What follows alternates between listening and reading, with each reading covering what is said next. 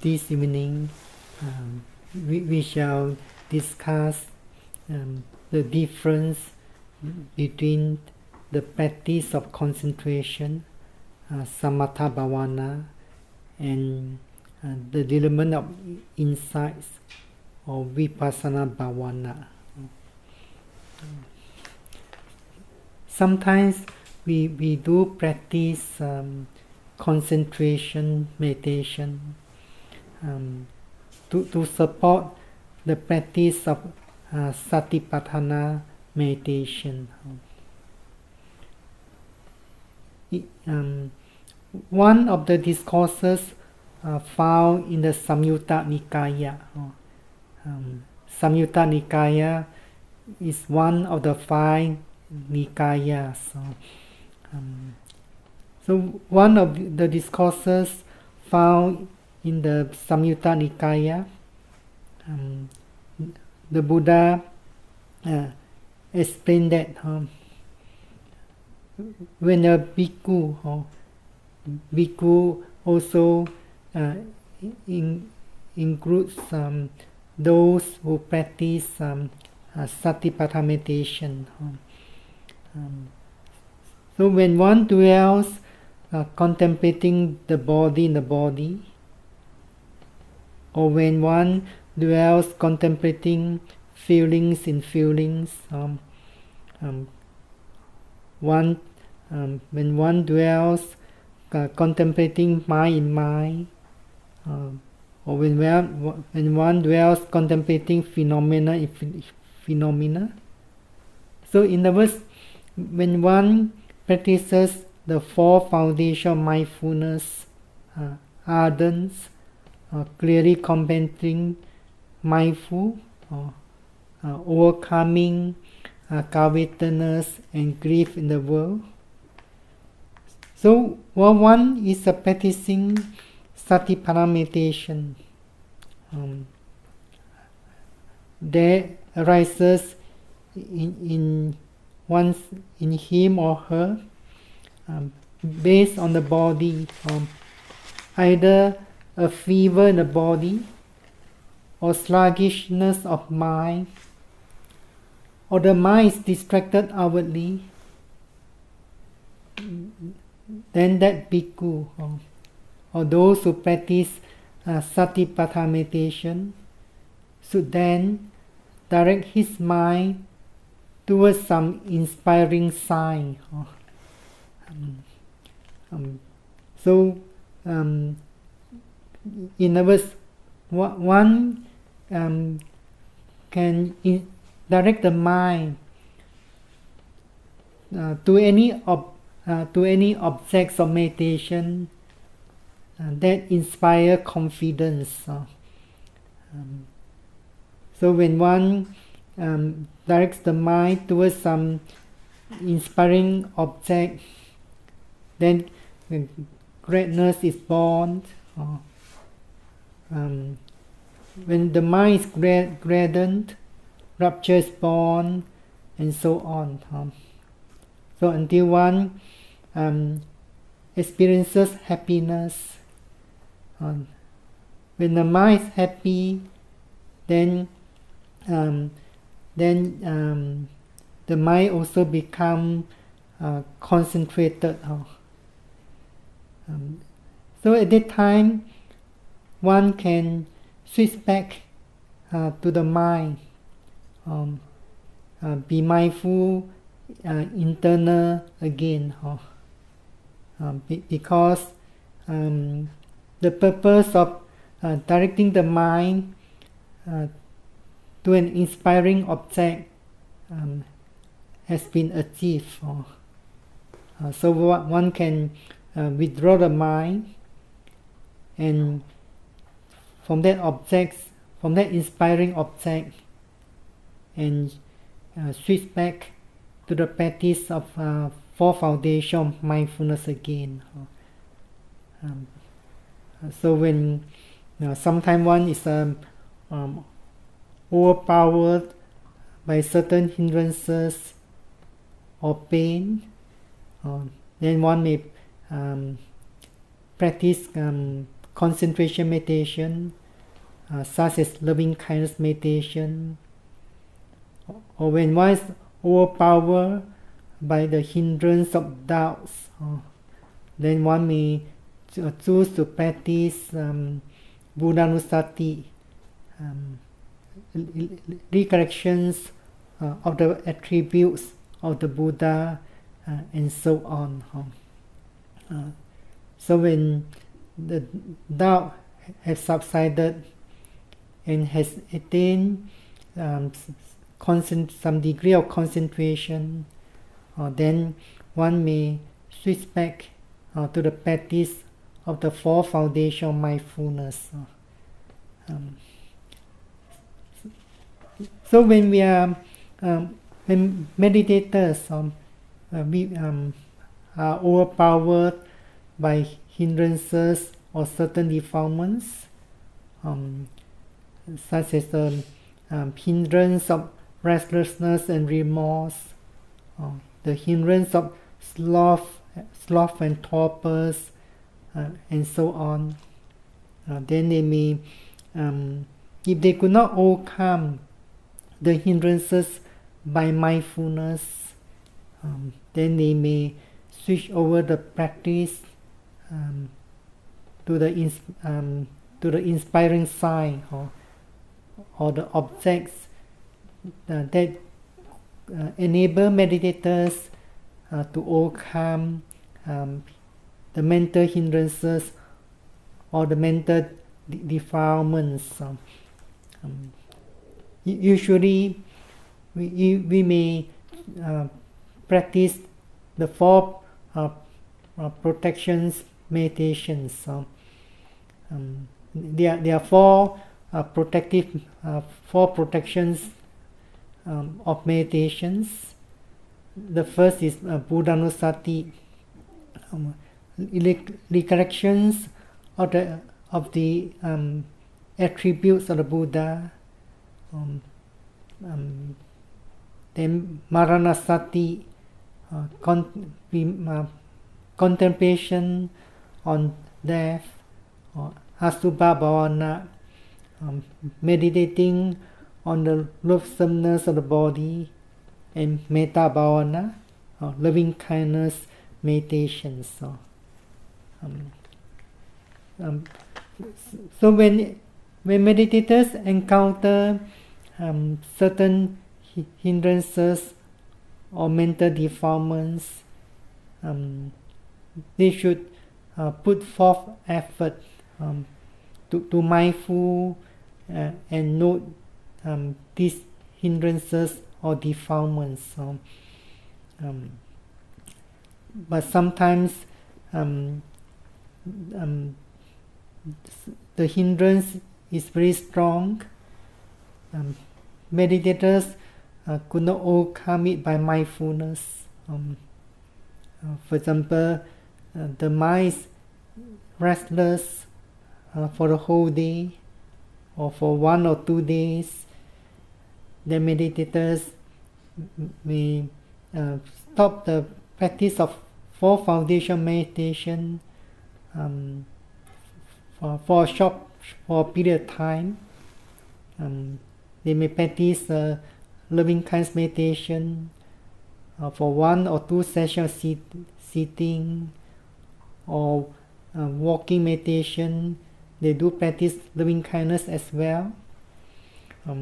So when restlessness has subsided, then meditators should switch back to the practice of the four foundations of mindfulness.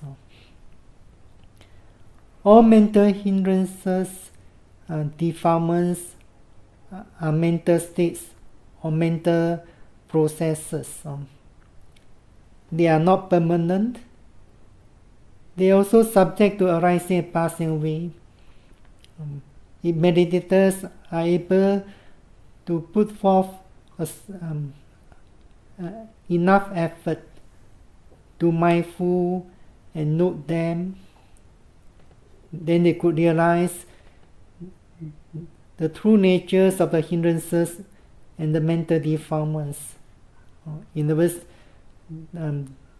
they are not everlasting. They are subject to arising and passing away. So meditators need to be patient. It is better to overcome the hindrances by mindfulness. In that way, meditators, you gain some insight knowledge into the true natures of impermanent or anicca. But sometimes meditators need to practice concentration meditation, especially the 4 protective meditations. Then they should know the way of the practice of concentration or development of concentration. For example, when meditators practice loving kindness meditation, they should concentrate the mind on the development of the mental states or the thoughts of loving kindness. So as a loving kindness meditators, should not pay attention or be mindful of other phenomena, such as painful sensation, thinking or wandering mind, and so on. If meditators are developing loving kindness during walking, then they should not be mindful of the steps or the standing postures, the turning movements of the body, and so on. This is because the aim of concentration meditation is to attain calmness or peacefulness of mind or tranquility of mind by concentrating the mind on a single object. So when meditators could concentrate the mind on a single object very well, then the mind becomes calmer and calmer, or more peaceful. Or in other words, mental hindrances or defilements will be suppressed. So this is known as Vikambana Pahana, overcoming or suppressing mental defilements by absorption concentration. When meditators practice concentration meditation, they are able to attain 2 types of concentration. The first is known as access concentration or neighborhood concentration. The concentrations before the attainment of the first stage of absorption concentration. When meditators choose certain object of concentration, for example, Buddhanusati, or recollections of the attributes of Buddha, or Dhammanusati, or recollections of the attributes of Dhamma, Sanghanusati, recollections of the attributes of the Sangha, and other objects of recollections. Meditator could only attain access concentration or neighborhood concentration. It's known as Upachara Samadhi in Pali. If meditator wish to attain absorption concentration, then they may have to choose other objects. For example, meditators who has been practicing Buddhanusati and has attained stable concentration and wishes to attain absorption concentration, the first stage, second stage, and so on. Then the meditators has to change the object. For example, change to the practice of metta. So in that way, by the practice metta, meditators will be able to attain the third stage of absorption concentration in accordance with the Sutanta method. Sutanta method classifies absorption concentration into the four stages. So one of the benefits of practicing concentration is when meditators could attain certain degree of concentration and the mind is free from hindrances and other defilements, then that concentration will become a support to the practice of four foundation mindfulness or development of insight. So sometimes mindfulness meditators may choose to practice concentration meditation for a period of time so that the concentration will become a support to the practice of mindfulness or development of insight knowledge. So when one is practicing concentration meditation, one should not be mindful of other phenomena.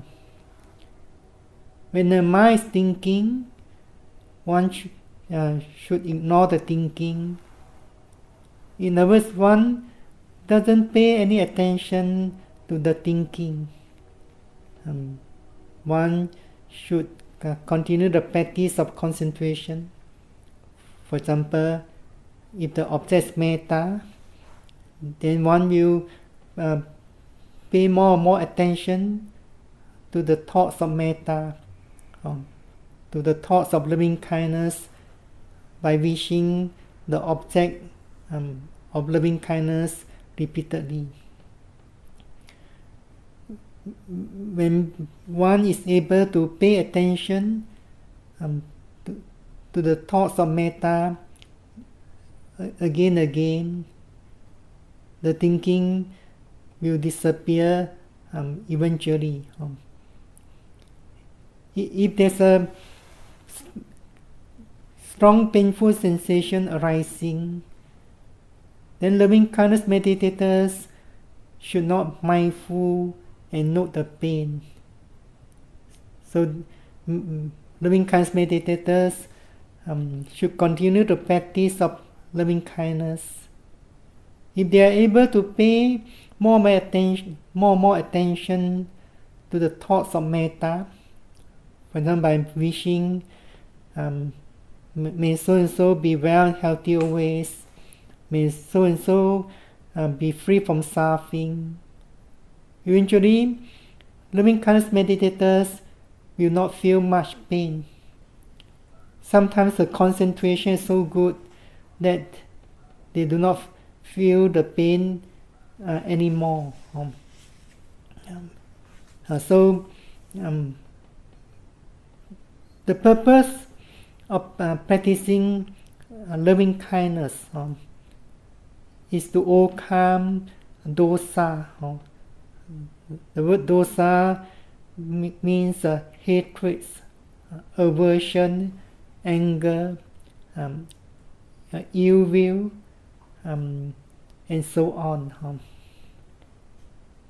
If one is able to practice loving kindness well, then the mind will not dwell on the aversion towards pain or any unpleasant conditions.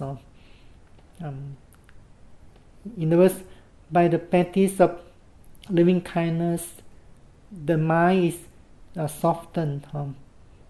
Will not dwell on the aversion towards unpleasant conditions. So in that way, one will be able to practice loving mindfulness better. So meditators, when meditators practice concentration meditation, they should not pay attention or be mindful of other phenomena. If the mind or the attention has gone to other phenomena, meditators just ignore it and come back to the object of concentration again. But by practicing concentration meditation, meditators will not be able to realize the true natures of mental and physical phenomena. In other words, concentration meditators are not able to develop wisdoms or insight knowledge. They could not realize the true natures of Namarupa, the mental and physical phenomena. Concentration meditators are not able to realize the profound teachings of the Buddha, such as the Four Noble Truths, dependent origination, the teachings of conditionality. It's not possible to realize the profound teachings of the Buddha, or such profound teachings of Buddha, by the practice of concentration meditation.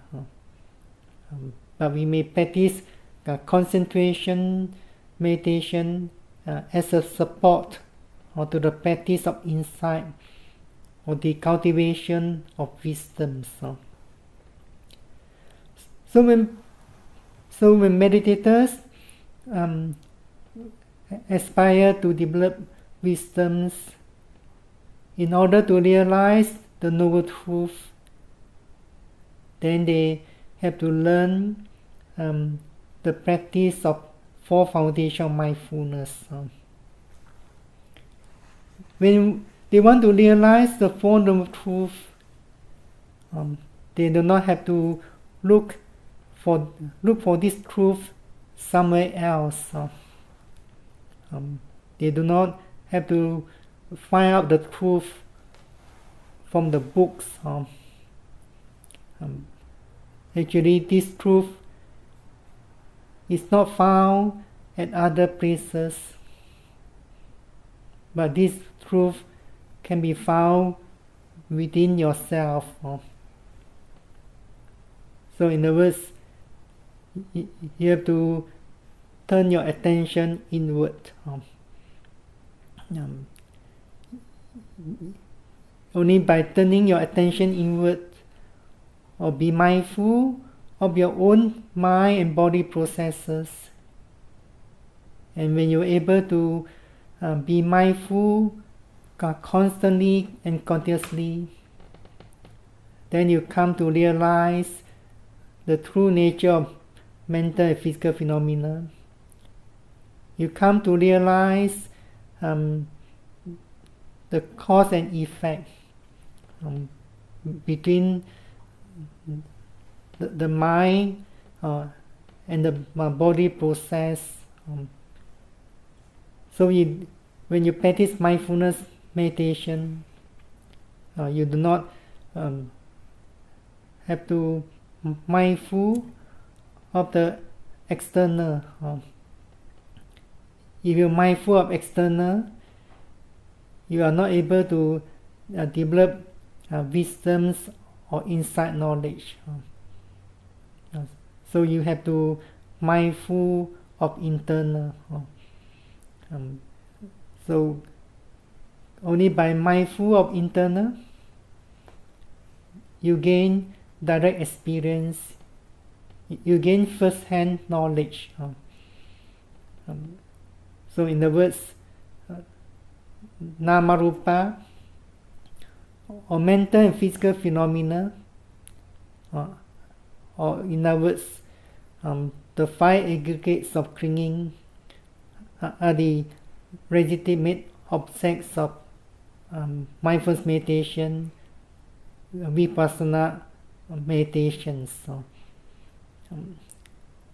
So we can't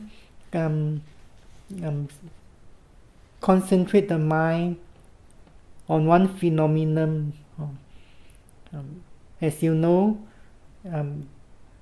every phenomenon is arising and passing away very instantly. Mindfulness meditators can't fix the mind on one phenomenon. When a phenomenon is arising, then it will disappear very instantly. Meditators can't hold that phenomenon or grasping that phenomenon. Is because every mental phenomenon, every physical phenomenon is arising and passing away very instantly. But when meditators have not yet developed deep concentration, in other words, momentary concentration, they could not realize the instant arising and passing away of every phenomenon. So they need to put forth effort to develop constant and continuous mindfulness. In other words, constant and continuous mindfulness is a cause. The effect is deeper and deeper concentration, or in this momentary concentration. So meditators could not concentrate the mind on one phenomenon. We may begin the meditation, for example, be mindful of the movements of rising or movements of falling during sitting meditation, at the beginning of sitting meditation. But movements of rising or movements of falling are not a permanent physical process. They are also subject to arising and passing away. When the mindfulness and concentration are not strong enough, meditators could not realize the process of movements clearly. When meditators are mindful of other process movements, such as the processes of lifting movements, pushing movements, and dropping movements during the practice walking meditation, or other process movements such stretching movements, bending movements, standing up, sitting down, and so on, during the mindfulness of daily activities, they may not able to realize the movements clearly. They perceive the form. At the beginning of the meditation, the mind is still clinging to the form. In other words, the form is something is very real. The mind clings to it. So the mind is easily cling to something there's a form. In other words, there's a substance to cling to it. But when meditators could develop more attentive and precise mindfulness, they realized that they could not cling to the process of movements, or in other words, they could not cling to any ultimate realities. You can't catch hold of an ultimate reality. Every ultimate reality, such as movements, hardness, softness, coldness, and so on, are arising and passing away very rapidly.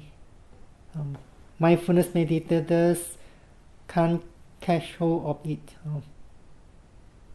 In other words, as soon as you are conscious of a movement, that movement will disappear instantly. The consciousness that comes to know the movements also subject to instant passing away. So in other words, during the practice of mindfulness meditation, insight meditation, meditators do not have a single object. They have to be mindful of whatever object is arising. They are objects that belong to the first foundation, body. They are objects or sensation belong to the second foundation. Then there are mental phenomena, or that belong to the third foundation. And most of the objects in the fourth foundation, mindfulness of Dhamma, are mental objects, except the aggregate of physicality or materiality or rupa khanda, which is one of the 5 aggregates of clinging. So the purpose of practicing Vipassana meditation is to realize the true natures of mental and physical phenomena. In other words, to realize the 3 common characteristics of mental and physical phenomena. As you know, they are anicca, or impermanence, dukkha, or unsatisfactory, anatta, no self, or non-self. So when meditators are realizing the 3 common characteristics of mental and physical phenomena, at that moment they are also realizing their specific characteristics or the individual characteristics. Or in other words, meditators will be realizing the specific characteristics or the individual characteristics of mental and physical phenomena clearly. Then they come to realize there are 3 common characteristics. So meditators have to be mindful of whatever object or phenomenon that's arising at that moment. And whenever the mind is wandering or thinking, meditators should mindful and know it. If meditators are able to mindful and note every mental states well, especially during the practice of sitting meditation and walking meditation, then they would realize two kinds of benefit. The first benefit is mental states such as thinking, wandering mind, or emotional mental states and mental defilements and mental hindrances will be getting lesser and lesser. In that way, meditators will be able to gain stronger and stronger mindfulness and deeper concentration. And the other benefit is that mindfulness meditators will come to realize the true nature of the mental states, as well as the process of the mindfulness or the noting mind. So when meditators are able to realize the true natures of the mental state, then they would make more progress. So in other words, when meditators practice mindfulness meditation, they have to mindful whatever object or phenomenon that's arising in the mind and body. They can't choose the object they like. At the beginning of practice, you may have to lead the mind to the object, or give an object to the mind. For example, when the mindfulness is quite weak and concentration is not developed, meditators have to lead the mind, for example, to the basic object of sitting meditation, such as the movement rising or falling, or the sitting postures and the touching points. But when mindfulness is getting stronger with some degree of deep concentration, meditators will realize that mindfulness will note the object by itself. For example, when meditators are mindful of rising movements, if there's a strong pain arising, which is stronger or more distinct than the movements of rising, then the mindfulness will move to that stronger pain by itself. Or sometimes meditators will realize there's an instant appearance of the mindfulness with the object or the pain. Then meditators have to mindful note pain. Meditators should not bring the mindfulness back to the rising movements or falling movements. Sometimes meditators are mindful note pain. When the intensity of pain is decreasing, if the rising movements appear clearer than that pain, the mindfulness will return to the movements of rising by itself. So meditators realize that this mental state of mindfulness is beyond control, is going towards the object by itself. When the mindfulness is getting sharper, meditators perceive the mindfulness appear with the object by itself. In other words, the mindfulness is arising or appearing dependent on that object. So meditators could not stay with one object. Sometimes meditators could mindful and note certain phenomena very well. For example, pain, or sometimes they could perceive a series of the broken process of rising movements. When they mindful note a process rising movements, that process movements disappear very instantly. Then there's another process rising movements. Then mindful of that process movements.